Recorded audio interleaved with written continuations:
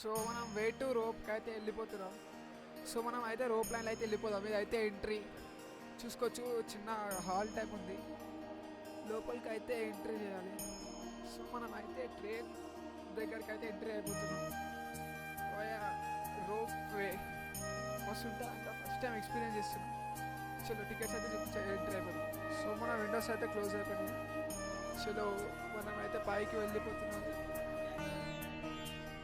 So మొత్తం అయితే పైకి వెళ్ళిపోతున్నాం. 90 degrees ఉంది చూసుకోవచ్చు. మనం అయితే చలో లోపల అయితే వెళ్తున్నాం. మెల్లగా తీసుకెళ్తుంది ఇది, చూసుకోవచ్చు గాయస్. మెల్లగా తీసుకెళ్తుంది, చాలా బాగా అనిపిస్తుంది. చూసుకొని మొత్తం పైన గిట్ట అందరూ పైన కింద మొత్తం మంచిగా అనిపిస్తుంది గాయస్. రోప్వే చూసుకోవచ్చు, మొత్తం ఫాగీ ఉంది. రోప్వేలో అయితే మనం పైకి వచ్చాం, మొత్తం ఫాగీ ఉంది.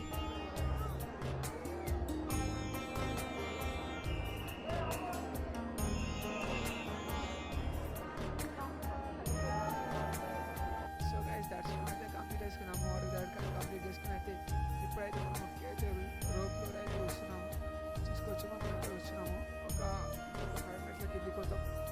ఉంటే నాసిక్ అయితే వెళ్ళిపోదాం. తర్వాత నెక్స్ట్ డే గురించి ప్లానింగ్ చేద్దాం. చలో రోప్వే దిగంగానే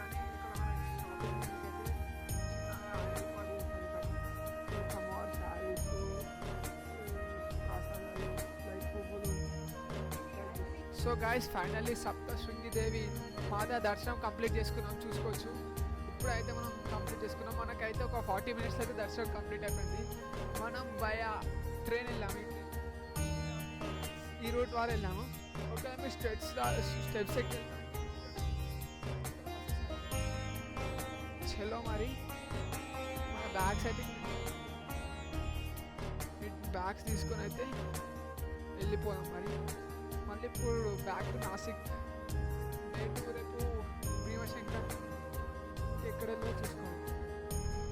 సో గాయస్ మేమైతే ఆ బస్ స్టాండ్లో దిగేసి దుర్గామాత టెంపుల్ నుంచి బస్ స్టాండ్కి వచ్చేసాం. ఆటో వాళ్ళు టూ మచ్ ప్రైస్ అడిగితే నేను ర్యాపిడో అయితే బుక్ చేస్తున్నాం. ర్యాపిడో వచ్చేసింది. మనమైతే ర్యాపిడో ఎక్కి వెళ్ళిపోదాం మన నాసిక్ రోడ్ రైల్వే స్టేషన్కి వెళ్ళి ఆడ స్లీపింగ్ క్వార్టర్స్లో ఉందాం.